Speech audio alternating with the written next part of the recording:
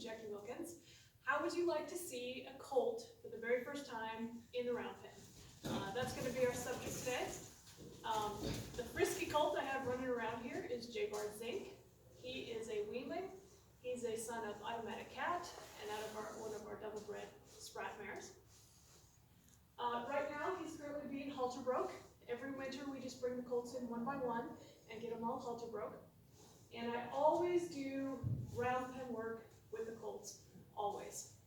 It's an excellent, excellent way to teach respect and to get your horses easier to catch. The main thing is probably respect. It teaches them a lot of respect. It teaches them forward motion when you say to go forward and to give their face to you and give their head to you instead of their hip. So again, this is the first time this colt's been in this pen. He's a little bit anxious, which is completely normal. He's away from the other horses. He doesn't know where he's at, but I like the energy that he's got. Good boy. So I'm going to just keep some of that forward motion. So in the beginning, when I'm first working with these colts, there we go. Okay, I got after him because he gave me his butt there. So that's the main thing that I want to start to incorporate into his thinking pattern. Good boy. Okay, there he turned towards me. I backed up right away. So what I was saying was, in the beginning, you almost have to be a servant to what the horse is doing. For the very first session, it's kind of almost like they're calling the shots because you want to be very black and white and very clear with your colt. Anytime this colt turns towards me, I'm going to back off and teach him that that was the correct response. Teach him to draw towards me. Anytime this horse turns his butt towards me, I'm going to give him pressure. I'm going to move him around. I'm going to stimulate him with a little bit of authority and maybe a little bit of aggression if I have to, and let him know that that was the wrong choice, and that caused more drama, so to speak, towards him. It wasn't a release of pressure, it added pressure when he turns his hip towards me. So in the beginning, I'm not real picky about which direction they go, what speed they go, any of that kind of stuff. Right now, I'm just laying the basis and the foundation. Later on, so I'm going to point in your direction. Good boy. Later on, I will refine this. Obviously, we don't want the horses always calling the shots. So a lot of times what will happen is, when the horses, okay, there he's coming towards me, I drop my body language and back off and reward him for that. And now he's giving me his hip. Okay, so what I was saying was, later on, a lot of the smart horses will start to think they can just stop whenever they want and look at you, because, like I said, that's kind of how I start the sessions. Good boy. So then later on, not at this stage, but later on, if he starts doing that, I can start to say, thank you for being respectful, and I give him the freedom to ask me a question. If he turns in, he's asking me if he can stop, and then later on, I can say, thank you for asking politely, but I would like you to go ahead and keep going.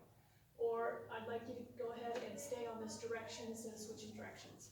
So I will refine this with this colt, but like I said, right now, in the first session, I'm just teaching forward motion. I'm teaching him to give his head, give me 2 eyes towards me, and to not turn his hip towards me. He's going to get some pressure. Okay, there I didn't like, he's kind of looking outside the gate, or the fence. He's looking for an escape instead of coming to me. There I got his eye a little bit. Now we got hip.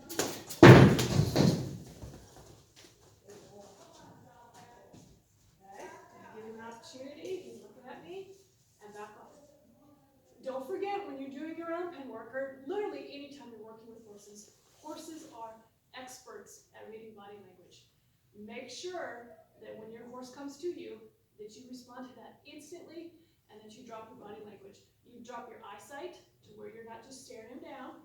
You drop your shoulders, you drop your energy, you back off and draw the horse towards you. When you need to move him around, that's when you lift your energy, lift your shoulders, look more directly at him. And your lazier horses, this horse is giving me a lot of nice movement. I love that. I love this, what he's giving me here.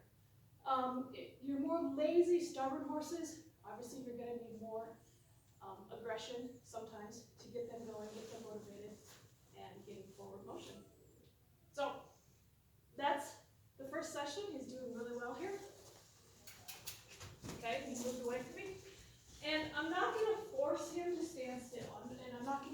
set. If he doesn't want to stand still, let me come to him. Then I'll just keep him going. Okay, I'm going to step in front of his eye here and back off, reward him for that. Round pen work is very much about reverse psychology. And again, this is a tool that we use anytime you can use reverse psychology when teaching your horses. It's normally a good idea. So by reverse psychology, what I'm talking about is I'm not going to force this horse to stand still. I'm not going to force him to be with me. If I try to approach him and he runs, that's his choice, and I will make his choice more difficult when he does the wrong thing, when he's made the wrong choice. So if he wants to go and doesn't want to be with me, I say, great, let's use that energy. Let's work this out. Let's do something. And he's going to start to learn that if he wants peace and quiet and calm and release of pressure, that it would be a good idea to come to me. But I'm not going to force that. I'm training this horse mentally. I'm training him to want to be with me, not forcing him to be with me. I'm training in a way to make it ultimately his idea, where he thinks it was his idea to come to me and stay with me. If you don't have a round pen, I realize not everybody always has access to a round pen. If you don't have a round pen, you can do this work. Yeah, I got hit there, so I'm going to push it a little. You can do this work.